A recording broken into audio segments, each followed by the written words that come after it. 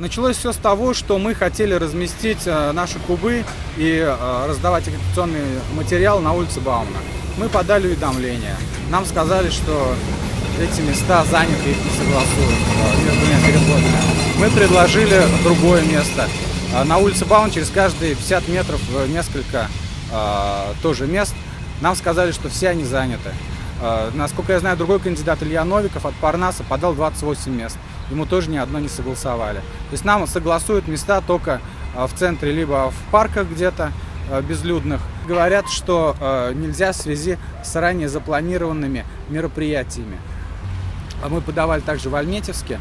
Наше местное отделение подавало на проведение публичного мероприятия в центре. Нам согласовали только 2 дня в тех местах, в которых мы подавали уведомления. Остальные дни нам согласуют там только в каких-то местах, где совершенно нет людей. Последний раз нам предложили площадку, там был День нефтяников, то есть там кроме рабочих, монтирующих сцену, не было вообще никого.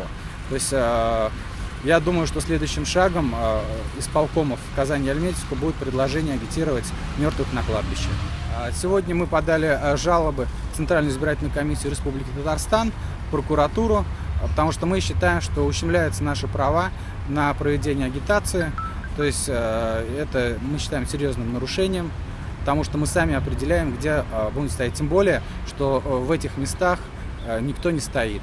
В другом месте, где мы заявляли, там стоит «Единая Россия», в этих местах ни одна партия не проводит никакие публичные мероприятия. Тем более, что мы заявляли время с 10 до 20 часов.